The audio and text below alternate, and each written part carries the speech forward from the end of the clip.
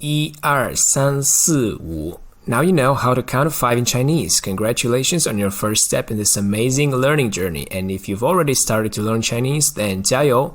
What makes Chinese so interesting and why should you learn this language? If you're looking for the answers to those questions, then you came to the right place. And by the way, when I say Chinese in this video, I mean Mandarin Chinese, or 普通话, the common dialect. Besides the ability to have a nice chat with more than 1 billion Chinese speakers, what other advantages will knowing Chinese offer you?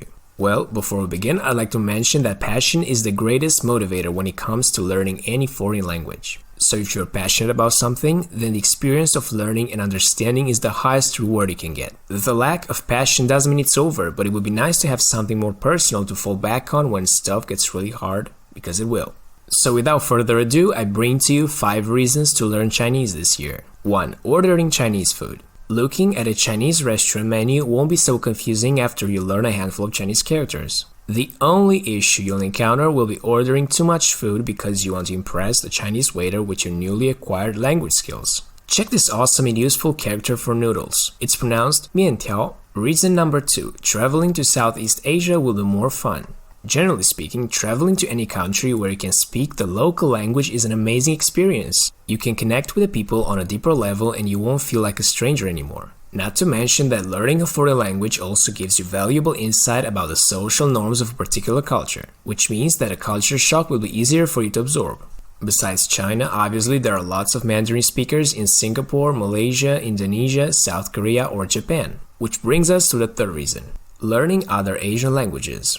And let's take the Japanese Kanji system as an example. You know, those hard-to-read characters that were derived from the traditional Chinese writings. And so, many words look the same in both languages, but they are pronounced differently, like this one. It means success. In Chinese, it's pronounced 成功. In Japanese, it's pronounced 成功. Here's another example with Chinese and Korean. The Chinese word for park is 公园, whereas in Korean, the same word is pronounced 公园. But it's spelled differently because Korean uses the Hangul system. So it's good to know that knowing Chinese will help you learn other languages, right? Here we go with reason number 4, improve your visual memory. The structure of Chinese words is pretty logical sometimes. Take the word for fire, combine it with the word for car, and there you have it, the word for train.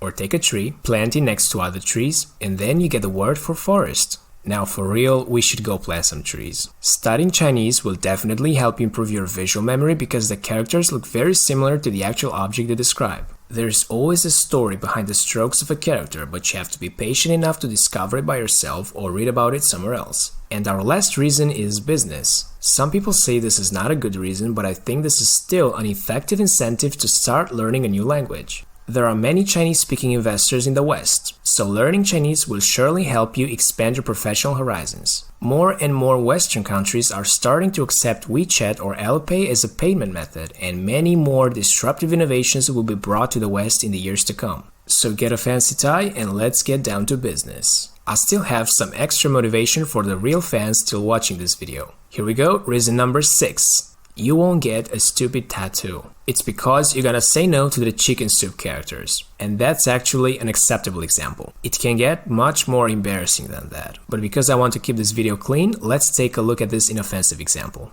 It's pronounced biang. It's one of the most complicated traditional Chinese characters and one of the coolest as well. It is a noodle recipe. I hope this video gave you enough motivation to start learning Chinese. So 不要忘记, we ain't fooling around. 下次见. Thank you so much for watching this video. Don't forget to hit the like button, share the video, subscribe to my YouTube channel, and stay cool.